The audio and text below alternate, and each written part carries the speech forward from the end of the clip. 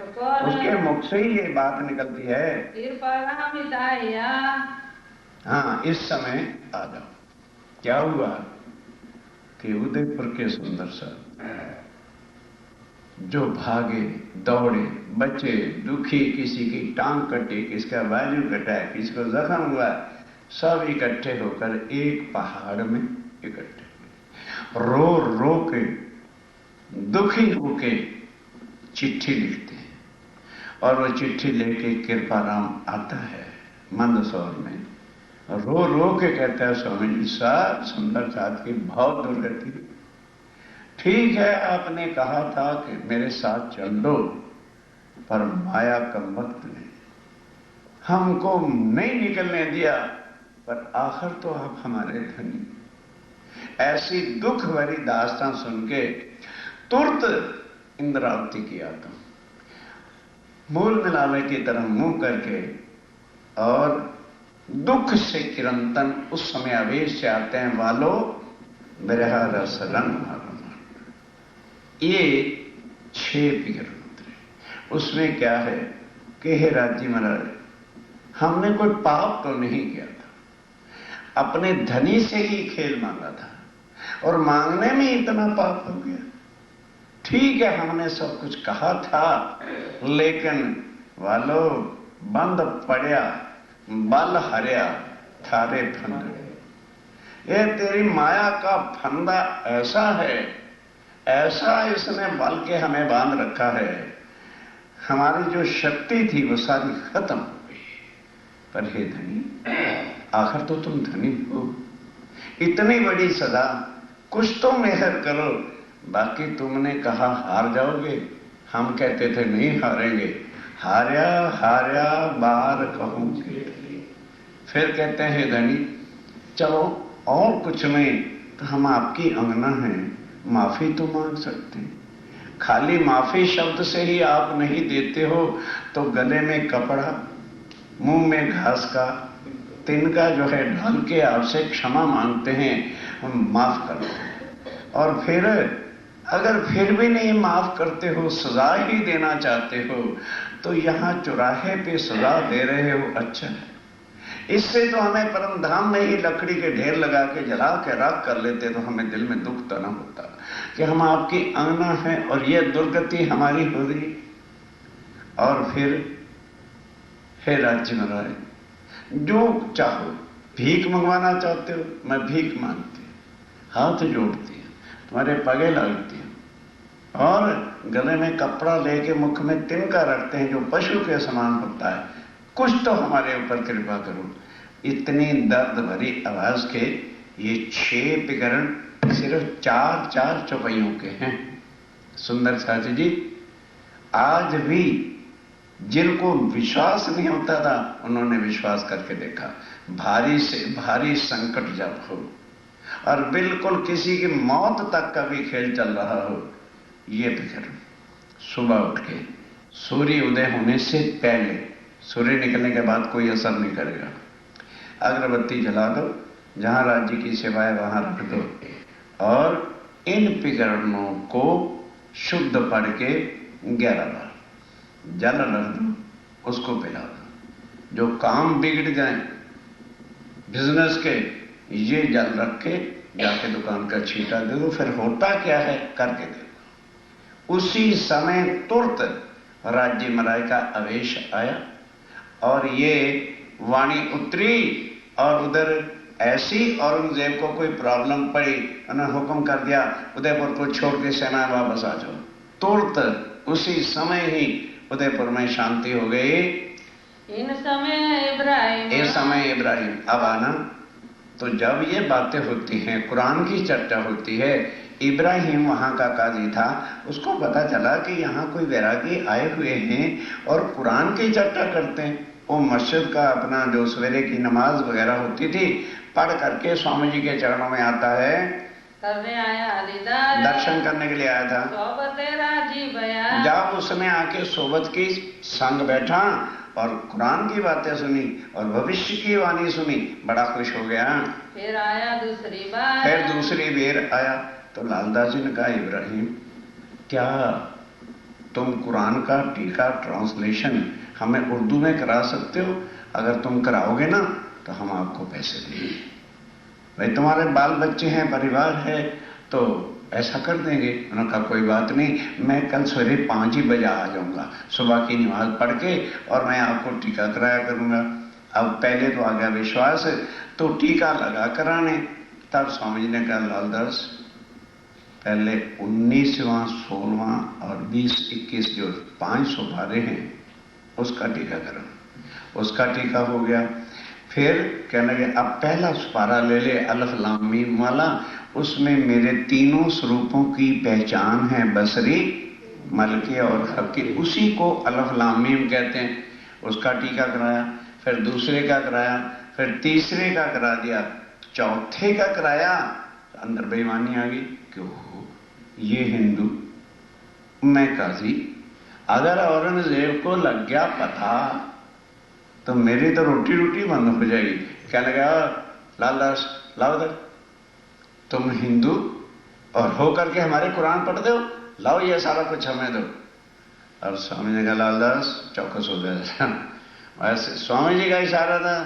लालदास जी कहते हो काजी घर चला, हड्डी पसलियां तोड़ के अभी सीधा सुरमा पीस दूंगा। उतरावते एक सुकना।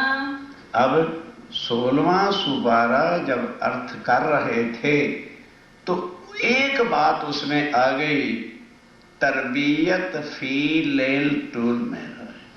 और क्या आयत निकल आई, 1100 साल समझने की बात है, 1100 साल पहले मोहम्मद साहब से राजी ने क्या लिखवा दिया, जो अर्श के मोमिन होंगे और वो माया की मांग करेंगे तो राजी उनकी बात सुनेंगे नहीं, इधर मुंह कर लेंगे, भाव करे बकने को। नहीं समझे, समझ लगी। अगर माया की डिमांड करोगे, राज महाराज मन में भी बढ़िया गाड़ी, अब तो कहां इधर वो उनकी फरियाद सुनी ही नहीं जाएगी। अब अर्थ कौन जाने क्या है। तो काजी कहता है मालूम होता है किसी अनपढ़ ने कुरान लिखा है और गलत लिख दिया है। तब कहा इब्राहिम, तब सीधी ये कहा, भाई बड़ा दुख है, ये दिन भर पढ़ती नहीं। तब स्वामी जी ने इब्राहिम को क्या कहा, डांटा, इब्राहिम खबरदार, क्या बकवास कर रहा है, तुझे मोमनों के मुरातबे का क्या पता है, तू कहता है गलत लिखा है, कुरान बिल्कुल ठीक है, खबरदार इसके अर्थ हम जानते हैं कि क्या होता है। फिर के पढ़ो शुक्र, दोबारा पढ़ जरा, ये तुम क्या कहे, क्या तुम अपने मुंह से कह रहे हो, फिर हमें सुनाओ काना, दोबारा सुना जरा हमको। तब कहा इब्राहिम, तब इब्राहिम ने क्या कहा, जल्दी पढ़ो भाई, मुसलमान कि जो कोई मुसलमान होगा मोहम्मद की उम्मत के, समझे। अब यहां मोहम्मद कौन, श्री प्राणनाथ जी महाराज, उनके जो साथी सुंदर साथ होंगे, अर्जी न पहुंचे कान, उनकी अर्जी कभी राजी सुनेंगे ही नहीं, कोई पहुंच ना सके। अब कोई उनकी बराबरी में और कोई पहुंच भी नहीं सकता, लेकिन उनकी अर्जी नहीं मानी जाएगी। क्यों, यदि वो माया मांगेंगे तो। मरातबा मोमिन, स्वामी जी कहते हैं तू मोमनों की शोभा को, साहिबी को क्या जानता है, तुम हरफ न फिराओ, खबरदार कुरान का एक शब्द भी इधर उधर नहीं करना, ये बिल्कुल ठीक है।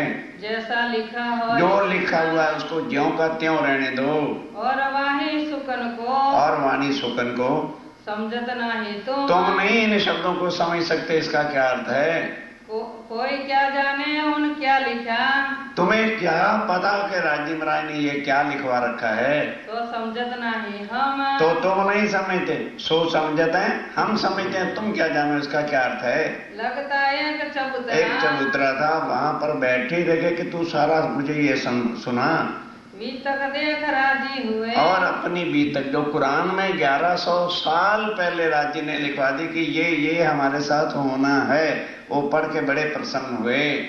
पूर्ण मनोरथ, क्या मनोकामना, जब ये सुंदर साथ को सरल टीका अर्थ गठन में मिल जाएगा तो सबको समझ लग जाएगी कि कुरान मुसलमानों का नहीं है, वह तो हमारे वास्ते आया है, भाषा जरूर वहां की है, अब अपनी बात के अब अपनी बात के सब विध सब विध कार्य सिद्ध हो गए। जो सुंदर साथ डरता फिरता है उनको कहोगे ले भाई पढ़ लो क्या लिखा है पुराण में। अब तुम करना कछु ना पड़े। अब लालदास कुछ भी नहीं करना पड़ेगा।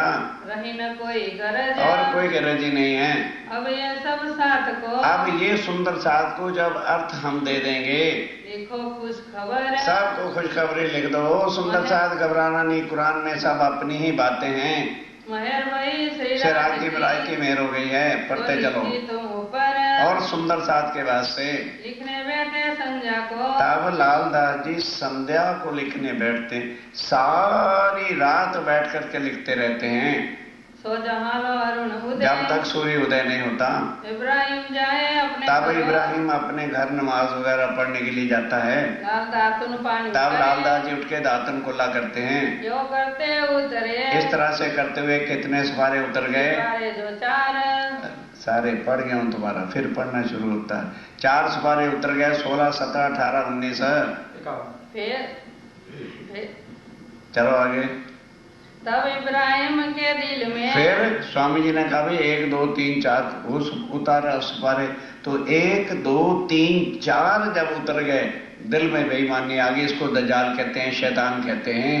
ले तब सिर छीन के तब दिल में क्या है क्यों हो, अगर औरंगजेब बादशाह को पता चल गया कि मैंने अर्थ लिखा तो मुझे मार डालेगा। दिल में आके तफसीर हुसैनी जो किताब थी ना जिससे अर्थ करा रहा था वो लालदास जी के हाथ से लगा छीनने। तो मन को करो खुशहाल, तब मेरा मन प्रसन्न होगा, नहीं तो औरंगजेब को पता चल गया तो मेरे तो मार डालेगा। तब लगा खरखसा कर तब लड़ाई झगड़ा करने लगा। बीच बैठा वे साहिद। तब कहने लगा देखो भाई तुम्हें ये इख्तियार नहीं है, तो बीच में बेशक दरमियान में किसी को बुलाओ। हिंदू होकर के मुसलमानों का कुरान नहीं पढ़ सकते, मेरे वापस करो सब। मोमिन गरीब देख के अब लालदास कहते हैं काजी मोमनों को गरीब समझते, इसलिए तुम ज्यादा जो है अपनी अकड़ दिखा रहे हो देवे डर शरीयत है और बार बार शरीयत का डर देते हो कि शरीयत का राज है, शरीयत का राज है। तो लालदास कहते हैं शरीयत हमारा क्या बिगाड़ेगी। मांगने लगा तफसीर को, तो अपनी तफसीर को मांगने लगा। मैं ले जाऊं मैं अपने घर ले जाऊंगा, तुम्हें नहीं दूंगा। तब लाले पहचानिया कि अब ये काजी ने, अब ये शैतान का रूप हो गया है, दज्जाल की नजर, ये दज्जाल की नजर है। फितवा उठाने को, तो लड़ाई करने के वास्ते करता है ये काम, यही काम करता है। मैं तफसीर इनको क्यों, मैं इनको तफसीर दिया हूं क्यों? ये फिरा दिन इस्लाम, ये तो अपने दीन से ही फिर गया है। तब श्री जी ने जानिया, तब श्री जी ने क्या जाना? उनके मन की बात, इनके मन की बात समझ गया कि ये बेईमान हो गया है। तब जवाब चौखा दिया, ये सारा कुछ हम कह गए, तेरी रागनी चल रही है अभी तक, कान है सुनते हो। तब लालदास जी ने इशारा कर दिया और स्वामी जी ने लालदास जी को, बस स्वामी जी के इशारे की देर थे, कहने के काजी जीना चाहता है कि मरना चाहता है? चला जा चुपचाप, नहीं तो अभी यहां तेरा गिनती पूरी कर दूंगा। ये बात सुनी पठान ने, अब वो चला गया।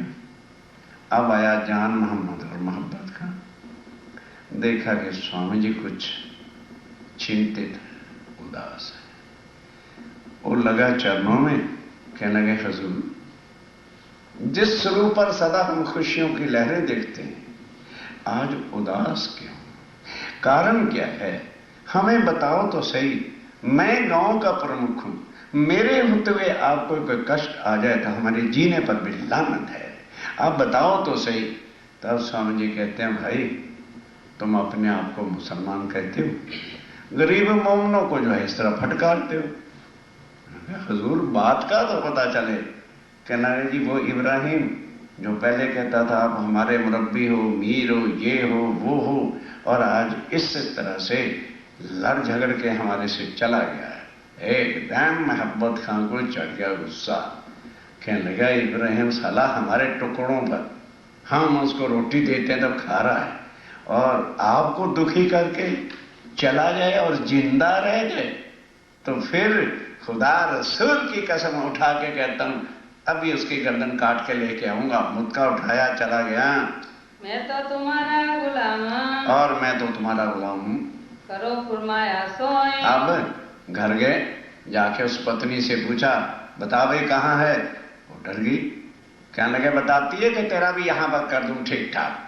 कहने लगे जी वो निकाह पढ़ने गया, मतलब जैसे पंडित लोग शादी नहीं पढ़ाते तो उनके यहाँ निकाह कहते हैं। वो वहीं चला गया जहां वो आयतें पढ़ के किसी का लगन कर रहा था, विवाह कर रहा था। कहते आए इब्राहिम के बच्चे बाहर आ, पहले तेरा विवाह मैं करता हूं, तेरी आयतें मैं पढ़ूंगा आज। आ तू बाहर। डर गया कि ये तो प्रधान आ गया, जाला में मार डालेगा। आया, पगे लगा उसके, कहते हुजूर मेरे से ऐसी क्या गुस्ताखी हुई, मैं तो आपका गुलाम हूं, आपके टुकड़े से बर्तन। टुकड़े के बच्चे खड़ा हो जाए, खड़ा। उस दिन मैंने पूछा था तूने क्या कहा था, ये मेरे पूजनी है, मेरे वडील हैं, मेरे मुरब्बी हैं, और आज इस तरह की तो गुस्ताखी करके आया है मेरे होते हुए।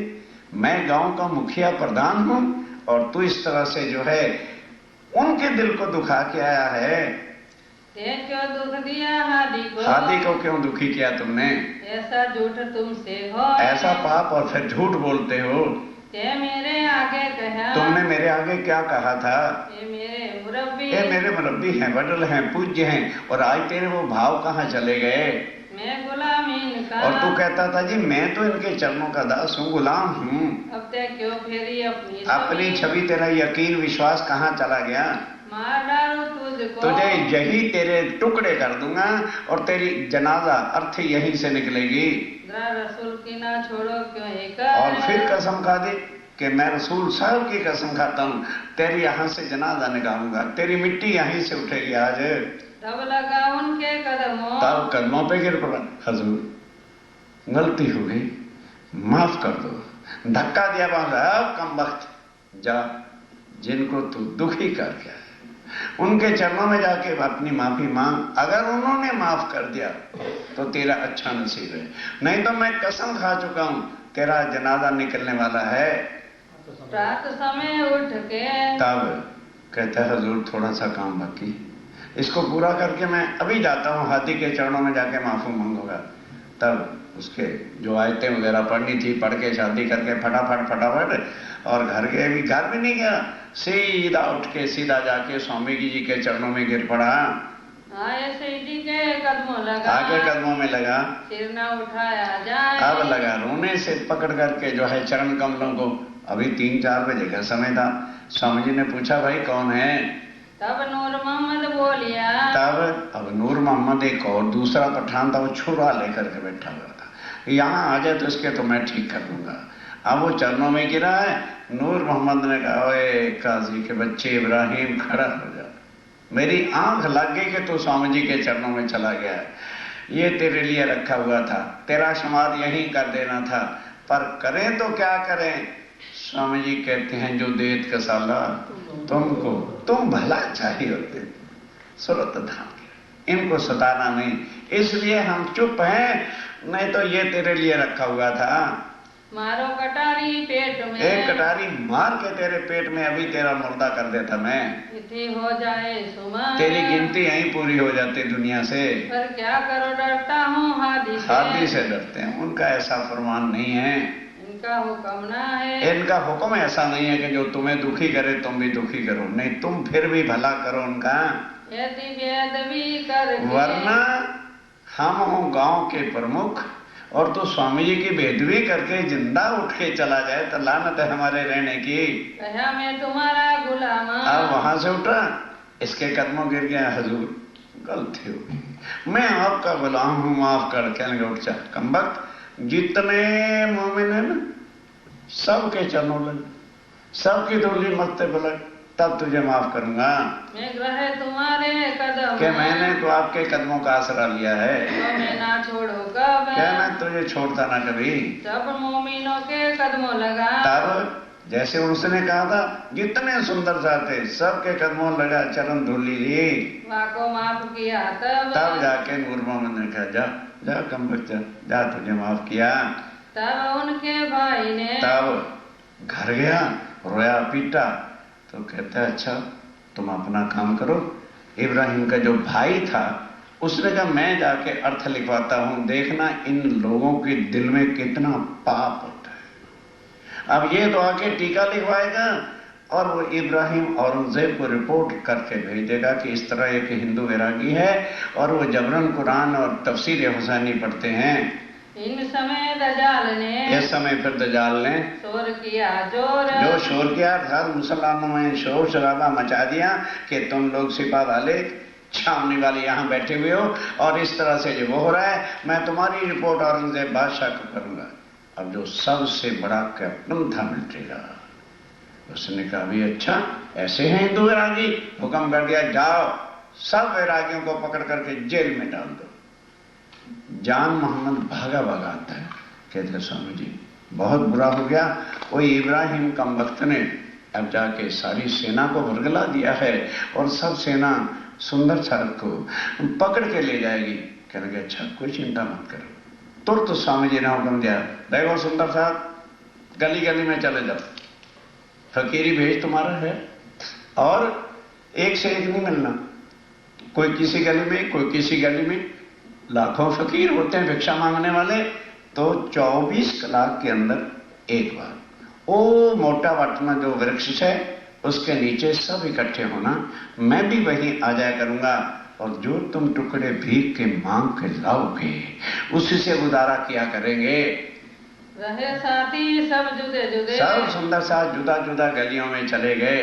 काहू जितना हुआ मरो, किसी के दिल में उदासी नहीं हुई कि यार घर बैठे थे, इतने बड़े सेठ थे और अब भीख मांगना, करोड़ोंपति कोई सेठ हो कभी और जाके भीख मांगे किसी के दर पर, कितना कठिन काम होता है। सुंदर साहब जी इन मोमनों को इतनी माया में से निकाला स्वामी जी ने, छिप रहे जुदे जुदे, जुदे जुदे छिप जाते।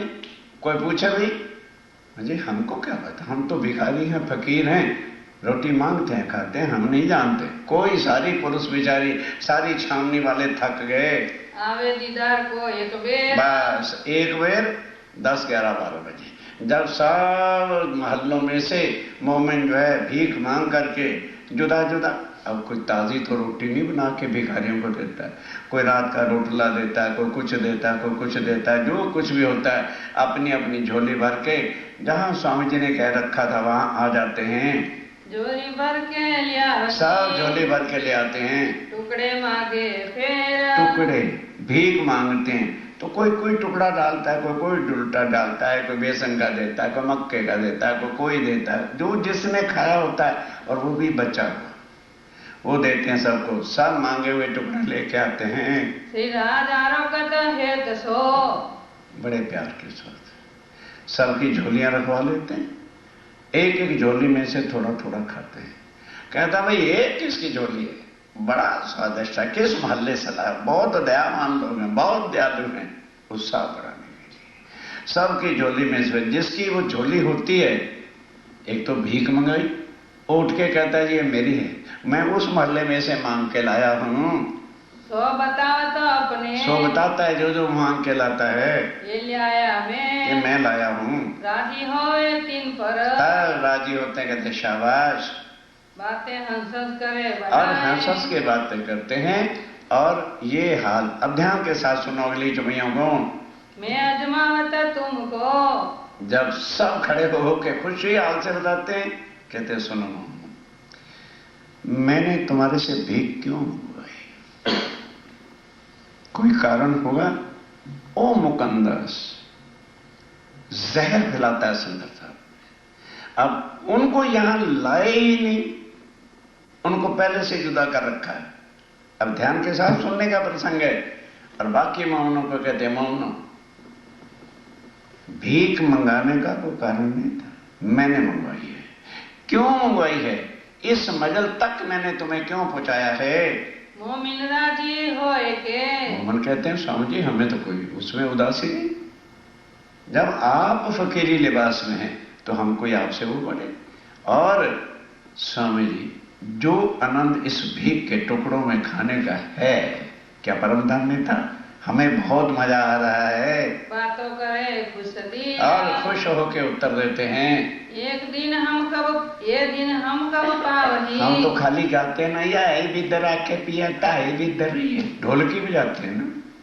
और ये हालत हो जाए तो राज्य को छोड़ के शायद हनुमान जी के चरणों में चले जाएंगे।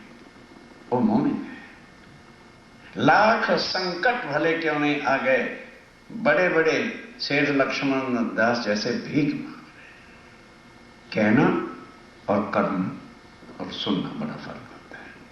अब उल्टा मोमिन क्या कहते हैं, स्वामी जी ये बताइए ये दिन क्या दोबारा मिलेंगे? ये क्या हमारे नसीब में दोबारा होने वाले हैं? और हम मांग के लाई तो आते हैं, आप अक्षरातीत होके भीख के टुकड़े खा रहे हो, तो फिर क्या हम बोले आपके सामने?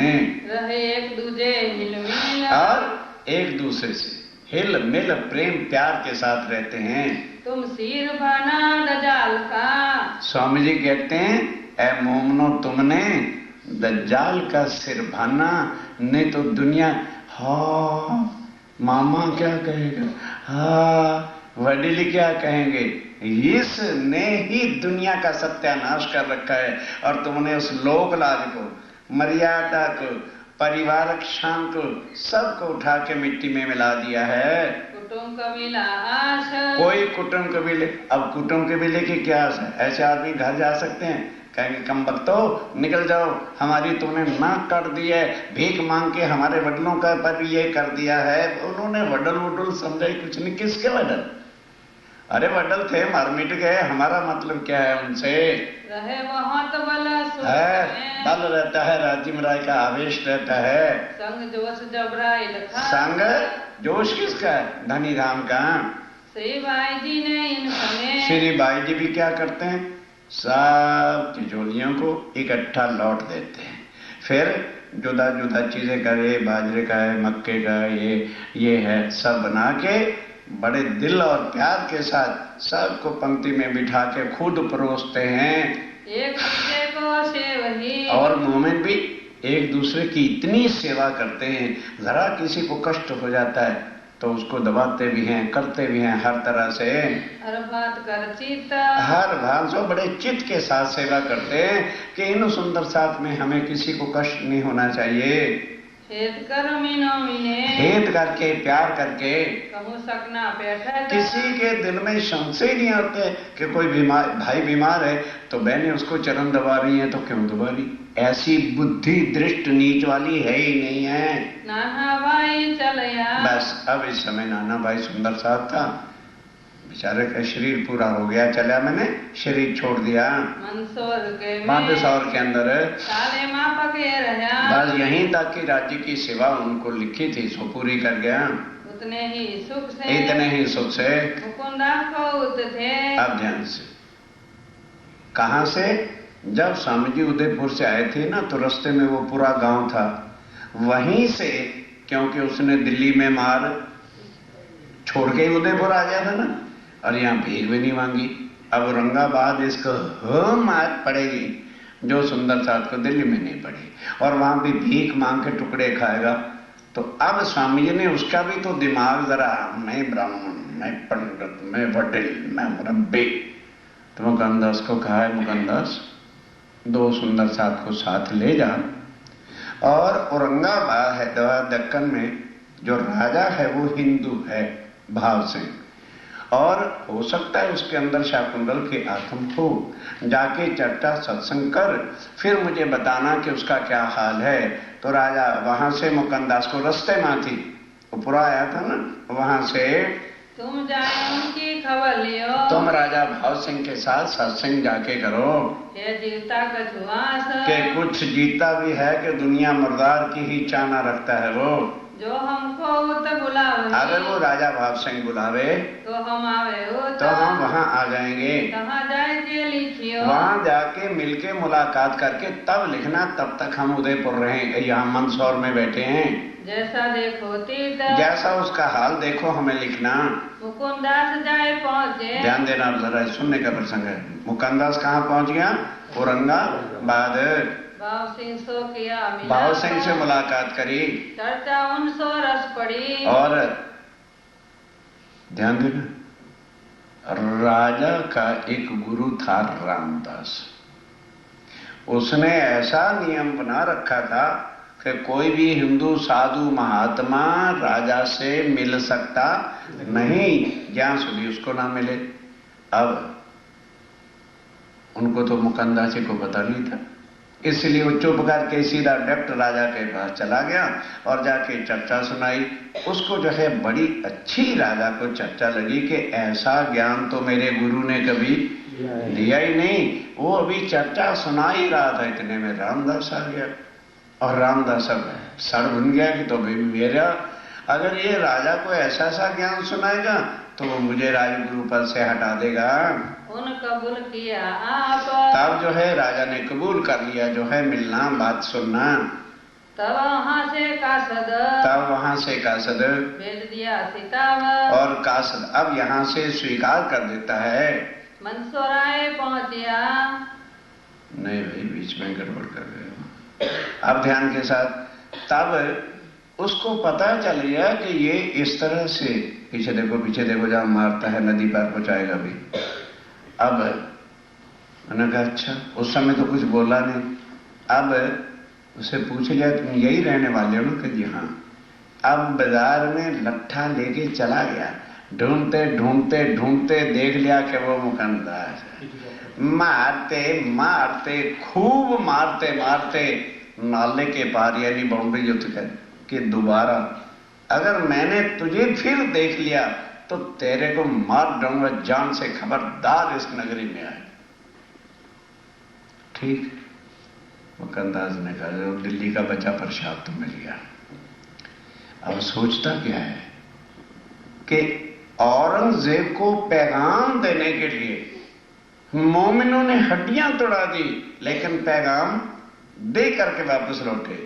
मैं अब यहां से जाऊं तो स्वामी जी को और मोमिनों को शक्ल क्या दिखाऊंगा कि तू इतना बड़ा था, हिंदू राजा से भी मुलाकात नहीं कर सका, अब करूं तो क्या करूं। अब 4 जने थे, केशोदास, खिमाई भाई, मुकंदास और निर्मलदास। 2 को तो कहा भाई तुम यहीं बैठो, एक जगह ले ली। अब 2 जनों ने जाके बाजार में भीख मांगी, पैसा तो था कोई नहीं, भीख मांग के 2 थैलियां तैयार की। थैलियों में क्या रखा? एक में प्रसाद और एक में 40 प्रश्न रख दिए भागवत के और वेदांत के 15। अब दरबार में जावे कैसे? उसे पता भाई दरबार में चला गया तो मेरे मार डालेगा। तब उसने कहा अच्छा देखूं कि ये उठता कहां है, बैठता कहां है, जाता कहां है। तो सुबह उठ करके राजा भाव सिंह के बिल्कुल महल के सामने एक देवी का मंदिर था, क्योंकि राजा को क्या चाहिए? शक्ति, शक्ति पूजन माटे उस मंदिर में जाता था। तो फिर वो प्रसाद की थैली एक और फिर बुनाई, प्रश्न भी रख दिए।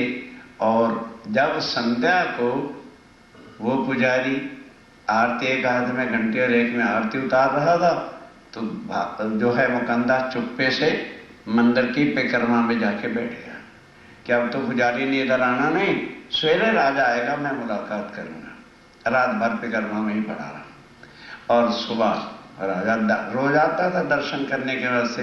जिस वक्त वो परिक्रमा में गए तो फिर मुकंदा जी मिल गए, प्रसाद लिया, सिर चढ़ाया और कह दिया जी इसके अंदर कुछ ज्ञान के प्रश्न है, वो जरा पढ़ना।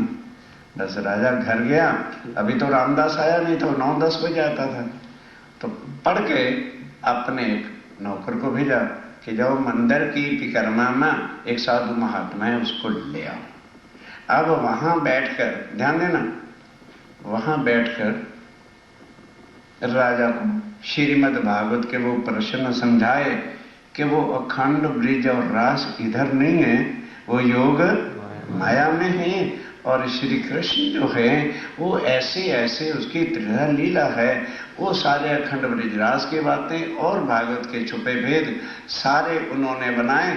और वेदांत के अभी बता ही रहे थे कि इतने में रामदास फिर आ गया। तो आगे राजा कहते क्या है राजा साहब, आप जैसे भी बाजारी के साधु महात्मा से बैठ करके जो है आप ज्ञान चर्चा सुनने लग जाते तो फिर हम किस लिए? चले चुप, जो ज्ञान इन्होंने हमको बताया हमारी आत्मा क्या है और उसका मूल स्थान क्या है, और अखंड भेद बताए हैं कि ये कृष्ण नहीं, वो कृष्ण अखंड है। तो वो पता क्या कहता, कहने के बाद शास्त्र देखी, आज दिन तक किसी ने परमात्मा के दो स्वरूप बताए हैं, ऐसों की तो शक्ल नहीं देखनी चाहिए, ये श्री कृष्ण के दो रूप कहते हैं। कहते बोलने की जरूरत नहीं, मैं जानता हूं तो क्यों ईर्ष्या कर रहा है, राजा था फिर बेवकूफ तो था नहीं।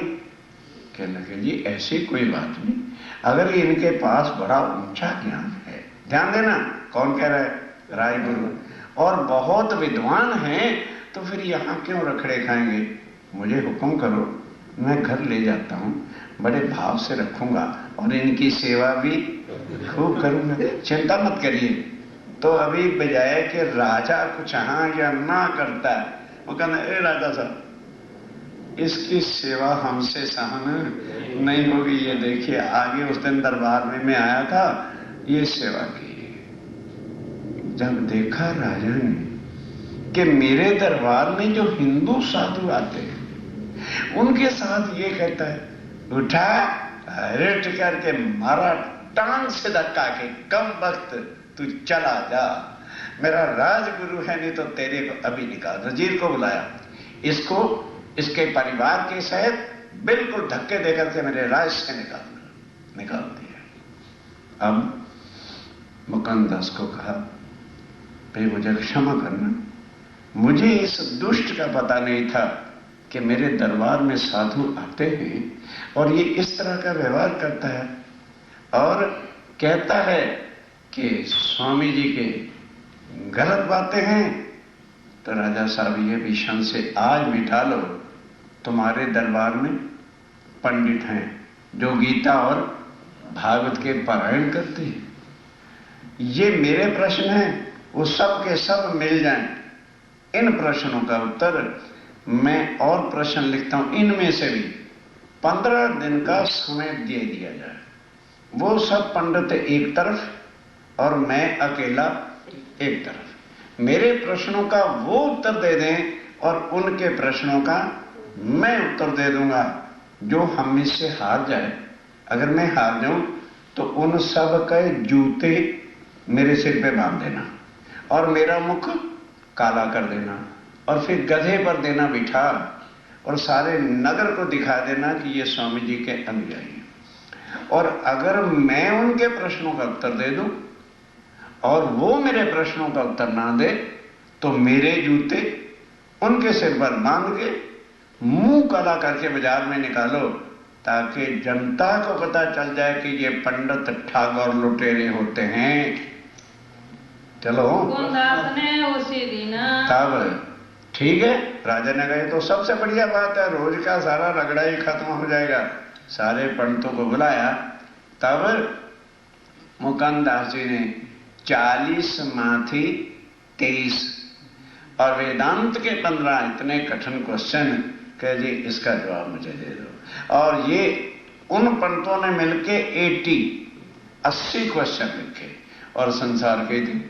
मुकंदास जी ले गए, 3 कलाक के अंदर 80 के 80 प्रश्नों का उत्तर लिख के ले आए और कहो जी ये तो ले लो प्रश्नों का उत्तर। और भागवत के गीता के मैंने सब प्रमाण दे दिए कि इसका प्रमाण यहां है, इसका प्रमाण यहां है। अब कृपा करके 15 दिन के अंदर उन पंडितों को कहो मेरे प्रश्नों का भी उत्तर देवें। उत्तर तो आवे नहीं। अब पंडित कहां से उत्तर दें? क्यों? उन्होंने योग माया अक्षर और अक्षरातीत के प्रश्न लिखे और तारतम के बिना खुलते नहीं। अब पंडित रात को रोज इकट्ठे होते हैं, कहते हैं मर गए, पता नहीं कहां से इसने प्रश्न दे दिए हैं यार, क्या करें। 1 दिन बीता, 2 दिन बीते, 3 दिन बीते, 4 दिन बीते, 5 दिन बीत गए। तो एक पंडित कहता है, अब सोचते क्यों, 10 दिन के बाद तुम्हारा मुंह होगा काला और जूते मुकंदास जी के होंगे सिर पर और सारे नगर में जुलूस निकलेगा। कम वक्त तो इसकी बजाय मिल करके मुकंदास जी की कोठरी पर चले जहां वो रहते हैं, उनके चरणों में जाके गिर जाते हैं। कहेंगे तो उनका जूता बांध लेंगे सिर पर, कमरे में ही बंद रूम में ही तो होगा, और उन्हें कह देंगे भाई हार लिखवाना चाहते हो, हमारे से अंगूठे लगवा लो, हाथ के भी पांव के भी। फिर उनसे अर्जी करेंगे भाई अगर तुम्हारे स्वामी जी ने यही कहा है कि पंतों को भूखा मार दो, फिर तो हमारे बस का कुछ है नहीं, और शायद वो कृपा कर दे। कि यार प्रोग्राम ठीक है। अब सारे पंडित मिलके मुकंदा जी के पास जाते हैं, ना तो हमारा छुटकारा करो। अब जाके उनके पगे लगे, कहने लगे महाराज अगर आप ये चाहते हो जूते बनवाना हम अभी बांध लेते हैं, हार्या कहते हो जितनी बार को लिखवा लो हम अंगूठा टेक देते हैं। अब क्या करो, राजा से कह के हमारा छुटकारा करो। क्योंकि राजा ने क्या कह दिया था पंतों को, ज्यां સુધી મુકાંદાજી ने પ્રશ્નોના उत्तर ना दोगे ત્યાં સુધી દરબારમાંથી કछु મળશે नहीं। अब 8-10 दिन हो गए, खीर कहां से खाएं, दाल बड़े कहां से खाएं, रायता कहां से खाएं। कहने लगे भाई हम तो मर गए भूखे, जो थोड़ा बहुत था वो भी खत्म हो गया। भाई या तो अगर स्वामी जी ने कहा है पंतों को बिल्कुल मारना ही है तो उसमें हमारा उपाय कोई नहीं, तो कृपा करके तुम राजा से जाके कहो हमें भाई वो जो मिला करता था वो मिले, तो कम से कम बच्चे रोटी तो खाए। तब कहा भाव सिंह को, तब मुकंदास कहता है देखो भाई मेरा कहना फर्ज है, मैं जाके कहता हूं। अब मुकंदास आया, फिर कहता राजा भाव सिंह अत्याचार आप नहीं करने वाले ना, बहुत दयालु हैं। ये तो क्या, ये जो प्रश्न स्वामी जी ने हमको दे रखे और समझाया है, इस प्रश्नों का उत्तर ब्रह्मा विष्णु महेश आदि नारायण भी दे नहीं सकते। इन बेचारे गुनाहगारों को क्यों, मेरे लिए फॉर माई सेक माफ कर दो। राजा कहता है अरे भाव सिंह मैं तो चाहता था ना रहे बांस ना बजे बांसुरी, पर अब तुमने कह दिया है तो अच्छा कह दिया आपने, इसलिए हाफ दूंगा। वजीर को बुलाया, जिसको 10 देते थे 5 दो, जिसको 20 देते थे 10 दो, हाँ बिगाड़े नहीं, थोड़ा खाएं, भूखा नहीं मारना। तब मुकांदार जी के ऐसे कहने पर उसको आधा छुट्टा कर दिया। आए मुकंदास, फिर बुलाया पंतों कि भाई मैंने तो बहुत कहा, वो तो बिल्कुल ही तुम्हें राज्य से निकालना चाहता था, पर मेरे कहने पर आधा हो गया भाई, तो आधे के इधर उधर प्रयाण करते रहना और काम चलाना मैं क्या कर सकता हूं। तब राजा भाव सिंह ने उनको घर बुलाया। ध्यान दो, अब बैठ करके वो 40 प्रश्नों का अर्थ सुना, चर्चा सुनी, वेदांत के प्रश्न सुने। अब आत्म तड़प उठी कि मुकंदास जल्दी जाओ, स्वामी जी को बुला के ले आओ, मैं उनके दर्शनों के बिना अब नहीं रह सकता। बड़े आदर सहित राजा ने पत्र दिया और कहा देखो कितने सुंदर साथ हैं। वहां पर स्वामी जी के साथ कहने लगे 200 हैं, कहने लगे 200 घोड़े यहां से ले जाओ और बूंदी में मेरी हथनी है, स्वामी जी को लाके वहां ठहराना, और जिस रूम में मैं ठहरा करता हूं उस जगह बहुत सुंदर पलंग है, स्वामी जी को रखना। फिर वहां से सब सुंदर साथ को घोड़ों पर बिठा करके यहां ले आना। तब तक मैं सारी स्वागत की तो आइया करता हूं और खुद मैं शिव जी का आके स्वागत करूंगा। अब ये चिट्ठी लेके मुकंदास जी चलते हैं और आके कहां मिले, मंदसौर में। 8 महीने इस काम में लग गए। तब तक स्वामी जी ने कह दिया था हम यहीं रहेंगे, टुकड़े मांग रहे और उसी तरह से निर्वाह कर रहे हैं। मुकुंदास विदा होए के, अब मुकंदास औरंगाबाद से विदा होकर के असवारी साथ ली। खर्चा भी दिया था कि भाई ये रास्ते में आते बार भी खर्चा पड़ेगा, जाते बार भी खर्चा पड़ेगा, इस पैसे से खर्च करना।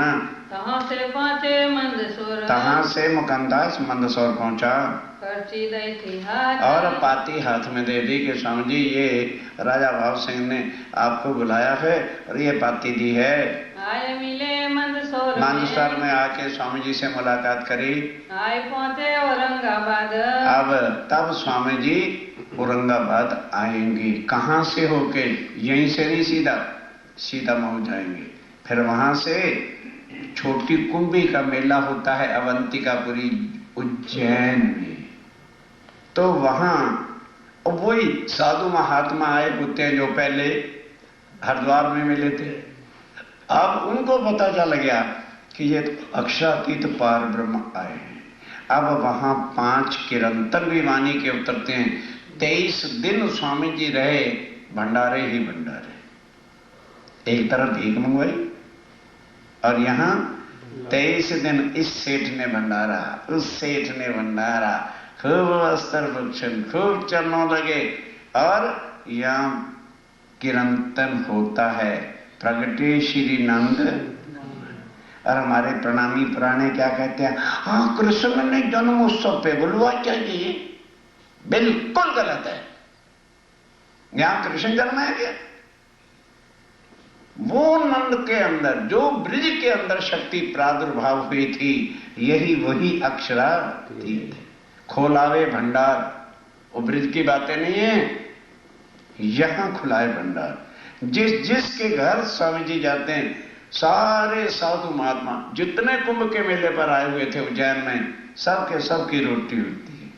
तो हर एक जो है नंद बाबा की तरह भंडार खोलता है, सबको जो है कुछ रसोइयां, और जाके धनिये पकड़े वही सेवा करना बहुत कठिन काम है। धनी की मेहर के बिना कोई सेवा भी नहीं होती। फिर जिस जिसके घर में जाते हैं वो तारतम्य लेता है। जब बात कही कुरान की, कहाँ चले सुंदर से आके सब अभी तो वहां मंदसौर पहुंचे भाई, वही चलाओ। रासलीला, हाँ रासलीला अभी। अरे बाबा अभी स्वामी जी आए नहीं है, अभी कहाँ नरसिंह की शब्द और अभी करा दे। अभी वहां चल, हाँ तब अब वहां से चल के स्वामी जी कहाँ आते हैं, औरंगाबाद।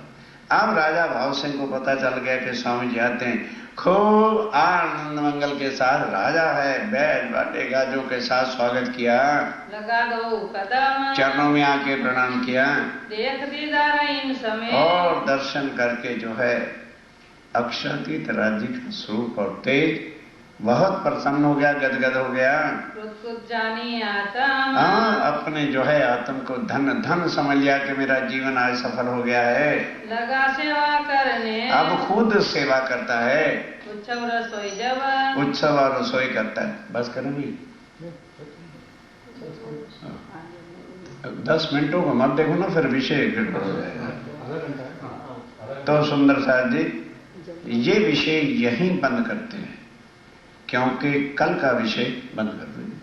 कुरान का विषय करने, उत्सव रसोई उत्सव दई जगह हवेली अपनी, भई सेवा इनकी तब, भई सेवा इनकी तब। सुन नरसैया के शब्द की रतना, चित हुआ मगन,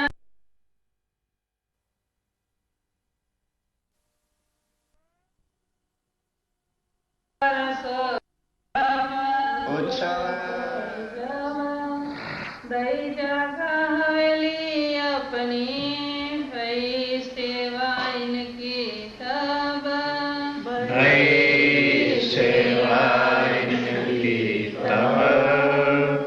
सुन नरसैया के शब्द की रतना, चित हुआ मगन, आप लगा नाचने, ज्यों करे मोमिन, ज्यों करे मोमिन। रमाई सुंदर साहब जी,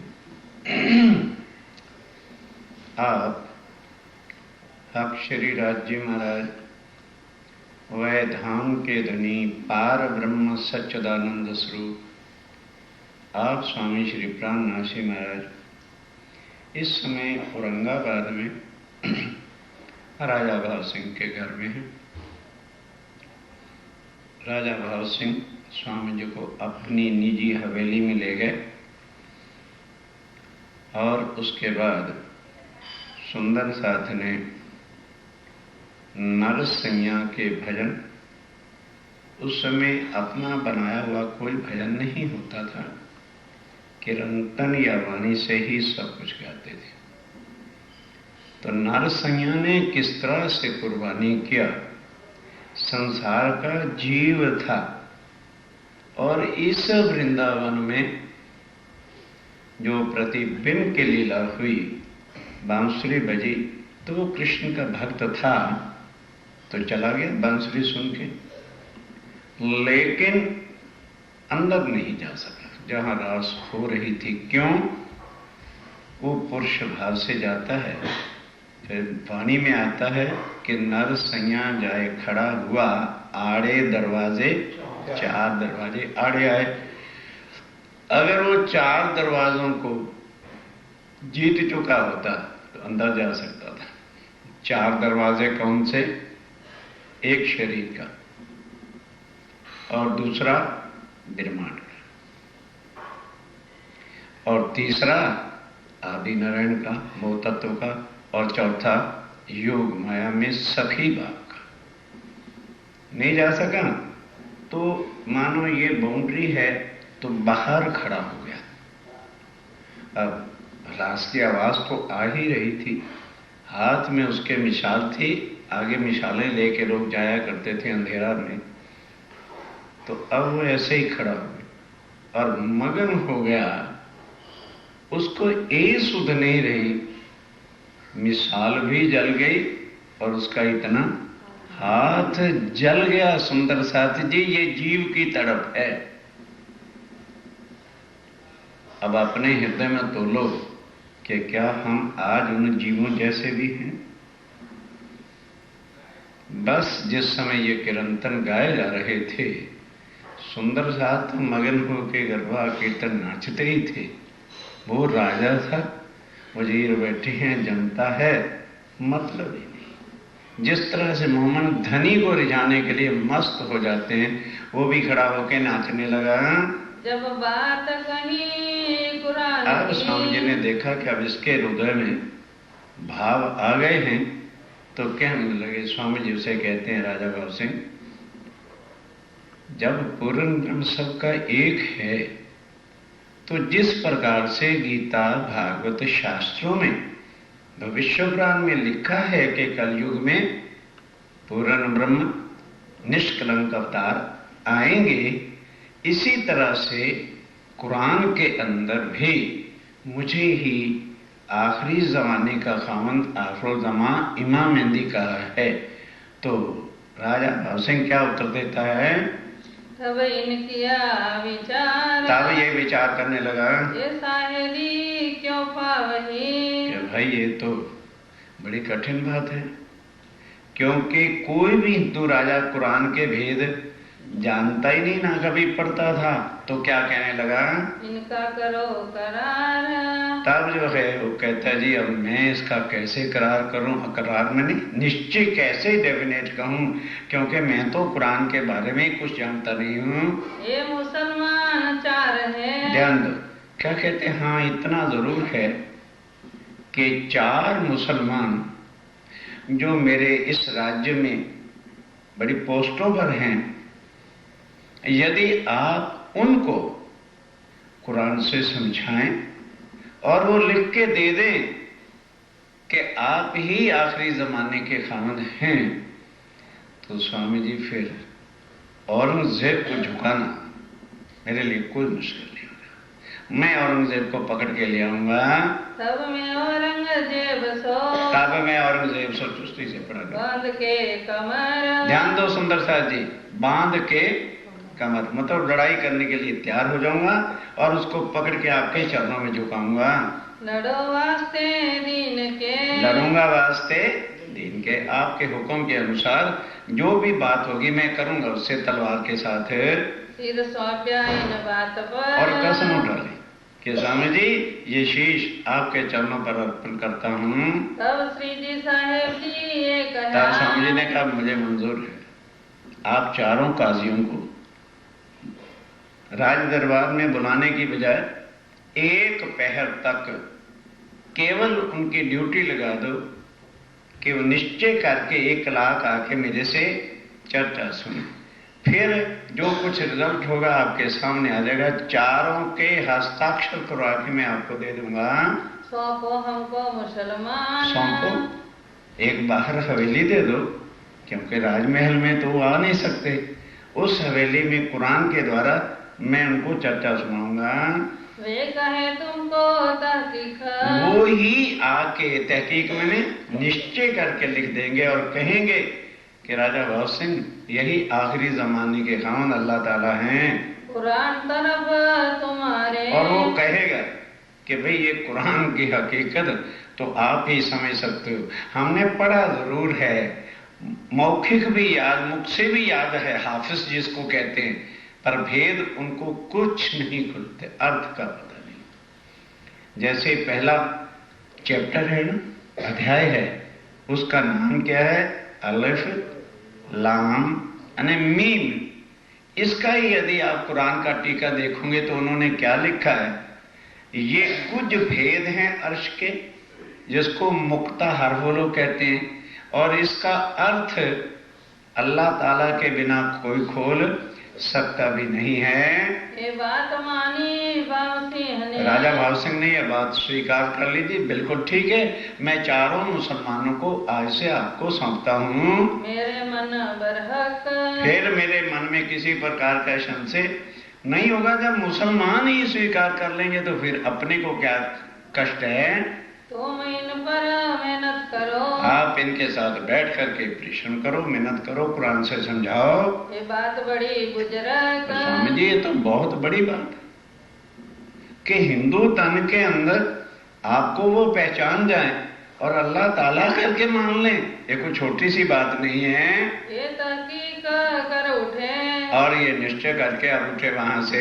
होने लगी चर्चा दिन से। बस और सुने, औरंगाबाद के बादशाह राजा भाव सिंह ने चारों की ड्यूटी लगा दी, चारों को लिख के भेज दिया कि कल से आप लोगों ने 1 कलाक जाके चर्चा सुननी है और उसके बाद दरबार में आना है। इन समय भट्ट भवानी। अब ध्यान दो सुंदर साथ जी, जिन किताबों को पन्ना जी में ढूंढोगे नहीं मिलेंगी, नौतनपुरी में ढूंढोगे नहीं मिलेगी, सूरत चले जाना नहीं मिलेगी। पता नहीं राजिमराय की क्यों मेरा ढूंढ ढूंढ के बुद्ध गीता और बुद्ध स्तोत्र, महेश्वर तंत्र और पुराण संग्रह रतनपुरी आश्रम से छपी है और बहुत थोड़ी सी कीमत है, 20 रुपए क्या चीज है, $50। और यहां भेजी भी है, कोई लेना नहीं चाहता। क्या $1 भी आप लोगों के पास नहीं है तो मुझे बता दो, मैं फ्री दे दूंगा। और उसको पढ़ के देखो कि क्या लिखा है उसके अंदर। वो भवानी भट्ट से स्वामी जी ने दक्कन से मंगाई थी, वो इस समय ले करके आता है। कोई मिला, सो आकर के यहाँ मिला। भवानी प्रसन्न आप, और भवानी भी प्रसन्न थी उस पर। बुद्ध गीता बुद्ध स्तोत्र, बुद्ध गीता। क्यों स्वामी जी सुंदर साथ को पढ़ाते थे? कुछ है ना उसके अंदर, और यहां पहुंच चुके, वहां रखी है। पढ़ के तो देखो क्या है, और कोई मोटा ग्रंथ नहीं है, छोटी छोटी बातें, उसको पढ़ो तो मैं पता चले किसके लिए, ताकि सुंदर साथ के हृदय में ईमान यकीन पक्का हो कि सतयुग से ब्रह्मा जी ने नारद को भविष्य की बात कही है और शंकर भगवान जी ने उमा को बताई है कि इस दिन इस समय विद्या अभिनंद बुद्ध निष्कलंक अवतार पूर्ण ब्रह्म दुनिया में जाए। पढ़ो तो पता चले ना, तब मन के संशय मिटे कि हम अब अक्षरातीत किसको बनाए फिरते। मन की भ्रांतियों को दूर करने के वास्ते ये पहले से ही हुक्म वेद कतेब में लाखों निशान लिखे, उन ग्रंथों को लेकर के आते हैं नित चर्चा में वाचन, और दर रोज चर्चा के अंदर ये पढ़ करके सुनाया जाता था। आवे करण दीदार, और वो दर्शन करने आते हैं कौन? अब उधर अव्वल खां, जान मोहम्मद, अमीन खां और फतेहुल्लाह, ये चारों को हुक्म हो गया।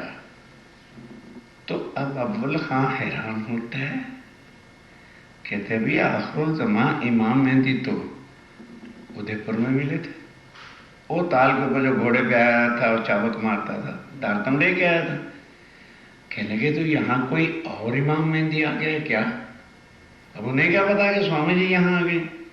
तो अब बादशाह के, राजा के कहने पर वो जाता है अव्वल खां, और जब देखा कि तो स्वामी जी यहां बैठे हैं तो तुरंत आके चरणों में गिर पड़ा। जहान मोहम्मद अमीन खां। भाई अव्वल खां की बात हो रही है, अभी जल्दी हाँ, उधर जान मोहम्मद और महीन का कोई भी ड्यूटी लग गई। ये तीन को सुनाई कान। पीछे चलो, आगे निकल गए। इन समय अव्वल खां। इस समय, अब ये जो भाई अब मुश्किल होती है, पढ़ भी चुकते और फिर भी नहीं पकड़ पाते। इस समय अव्वल खां जो है करने आया दीदार, दर्शन करने के लिए आया। जब उनको सूचना मिली कि दारो तुमने जाना है, तो वो सबसे पहले दर्शन करने आया था उदयपुर का मिलाप। उदयपुर का ताल के ऊपर तारतम लिया था। इन पहचाने परवरदिगार। दूर से पहचान लिया कि यही अल्लाह ताला परवरदिगार स्वामी जी यहाँ आ गए क्या?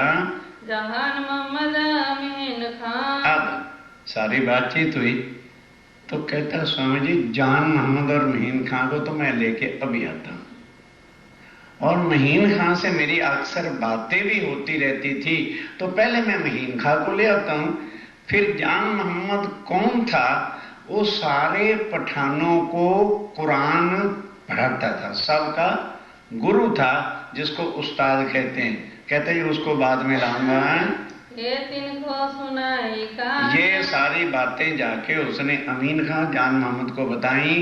तीन को बुलाए ले आया। फिर अमीन के नबी चल मुझे भी ले चल, तो अमीन खां को बुला के ले आया और करने लगे पहचान। तब स्वामी जी उनको भी कुरान के द्वारा कि अमीन खां ये पढ़, कुरान तो मोहम्मद साहब ने लिखा है। उन्होंने क्या लिखा है कि फर्दा रोज को खुदा आवेगा। फर्दा रोज कहते हैं 11वीं सदी को।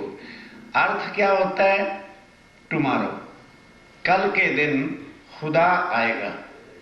तो ये 24 आवर्स वाला कल में दुनिया के साल 1000 हैं, तो खुदा का दिन एक होता है। दुनिया के साल 100 होते हैं, तो खुदा की रात एक होती है। तो कल तो तभी आएगा ना जब आज का दिन और रात बीत जाएगी।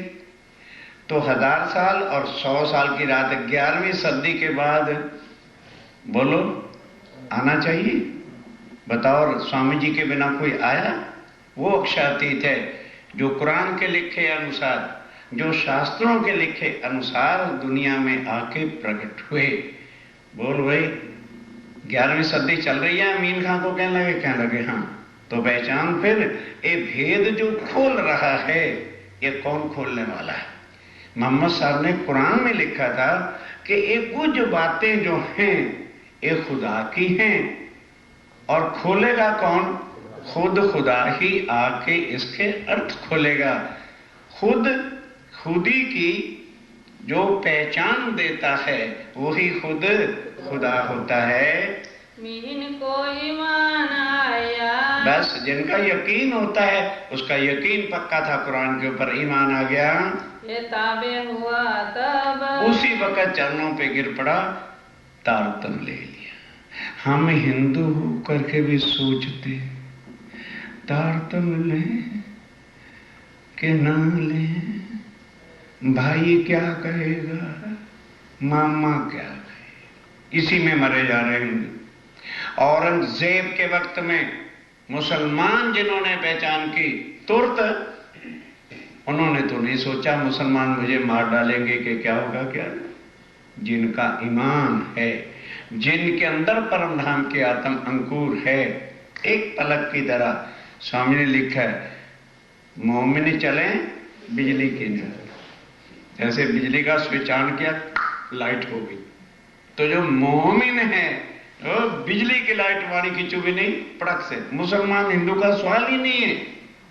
तुरंत आके स्वामी जी के चरणों में अमीन खां भी लग गया और लिख के दे दिया कि हजूर, बेशक कुरान के लिखे अनुसार आप ही आखिरुल ज़मां इमाम इंदी हैं और तारतम